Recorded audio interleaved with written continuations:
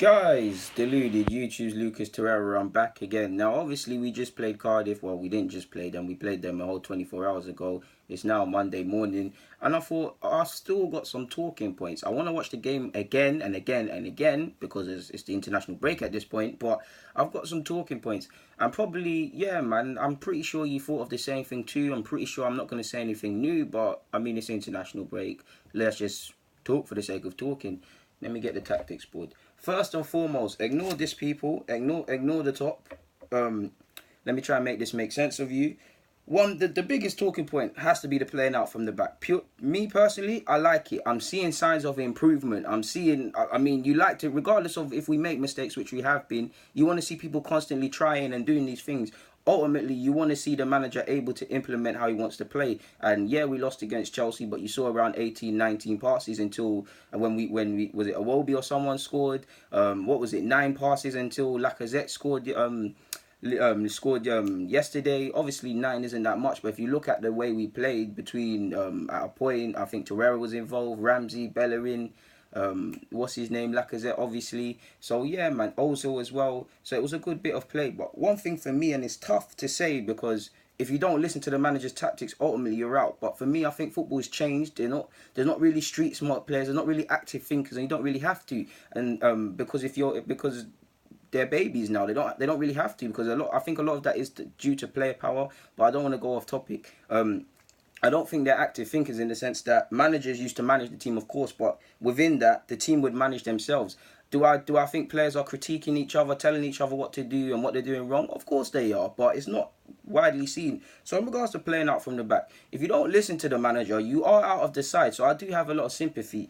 But to a degree, and the mistakes are going to happen, and it's good that Unai Emery's recognised that as well and said mistakes will happen. It gives the players confidence. But specific to the back five, assuming keepers here, people, one thing that really gets me is, yeah, you need to listen to the manager, but sometimes we take tactics too literally. Like, we're still trying, like, obviously here, people, we're outnumbered, right? Let me bring another one to thingy the point. We're outnumbered here, right, people? Assuming keepers here, we're trying to play out from the back. Let's just say both fullbacks have made an angle. Both centre halves have pulled out to make an angle, like you see on Sundays. Either one gets the ball. They're, pardon my language, they're pissed because depending on how good Socrates is, which he looks a bit shaky on the left-hand side, he's going to get closed down extremely quick. Now, if he can get it long and someone does a thing, then cool. But if he gets dispossessed, someone's free on goal. The same happens to Mustafi. You can kick it to Bellerin, but depending on someone's first touch, it can get them out of trouble, or it can, if he touches it inside, it's going to get him in trouble. And now you see typically Guendouzi, when they split, provide an option, to which I don't know where the rest of the midfield are. But if he gets it, he's going to be pressed. So at times, I'm not saying all the time, but at times, can't it go long, or can't the players just say, all right, cool, we're trying to play out from the back, but this team, they've clocked what we're on. Everybody's got a plan till they get punched in the face. We've been punched in the face right now, so let's switch it up a tiny bit. That's one thing that really gets me as well. Pardon me, give me one sec, people, man. I've got to move this. Obviously, we ain't got Sky Sports and them thing there where it's just moving itself. One thing that annoys me as well, and Monreal, I think Monreal gets a 5 out of 10 for yesterday, but when I look at the game again, 2 goals could have been prevented. He could have prevented 2 goals. I'm not going to attribute all the blame to him. One of them wasn't even a free kick on the foul Lacazette gave. But just as a criticism, we're not aware at times. We're caught ball watching. Say the ball's over there and they're putting in a cross. And quite rightly so, let me make it a bit better. Let's just say my man's bursting down this flank. Quite rightly so. Bellerin will go to press him. This guy will come to either make a run or make an option. All right, cool. We followed him. This man will shuffle across. All right, cool, not cool. Fine. But this is what happens at times. We overcover and we're unaware of runners. Because this is what happened against Chelsea, City, and even in that game. We're unaware. To which you saw, this is Monreal, people. He ghosted behind. That Don, I forgot his name. The Cardiff Don goes behind. He scores. The same thing more or less happened from the set piece. If you remember, ball coming from wherever it come in. I can't remember the exact angles, but I remember it. It's that stuff was going on here. Monreal was caught ball watching, and then my man able to get the run, found himself in a clear space, and then bang. We've got to be a bit more proactive off the ball, in my opinion. I don't think our players are thinking as much as they could in terms of off the ball. He's thinking, all right, cool, our centre-halves are in trouble here. Let me provide an option. We need to sniff danger in that regards, because when it's going forward and a man's got the ball, we're going quickly to support and offer angles and all of them things.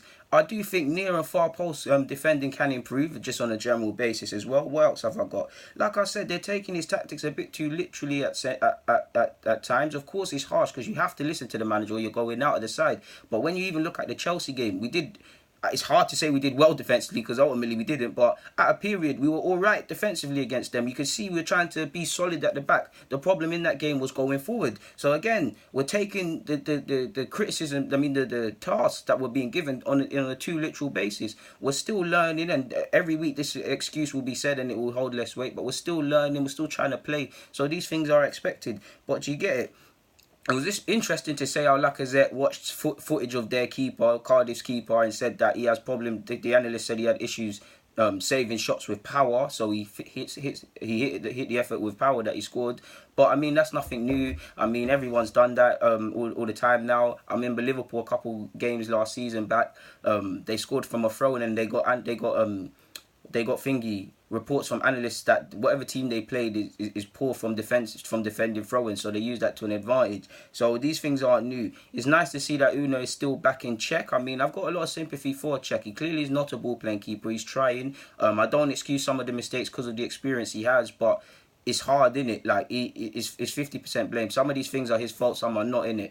And it's hard to adapt. And Cech is a model professional, so I don't like to get him. But I don't know what's wrong with Leno, but you've probably got to experience him because Cech's probably letting us down in terms of ball playing. He shows it in incidences where he starts counters with good throws, which he's good at, but he's not fully comfortable. As you even saw last season before Unai Emery was here, what was it, against Chelsea? We were caught playing out from the back and it looked like he set up his former team for a goal. So at times we invite pressure. It's not just him, the whole back line. Socrates doesn't necessarily look comfortable on the left-hand side of the centre-half pairing, not that I feel it should be a thing. But we invite a lot of pressure onto ourselves. We really do in that regards.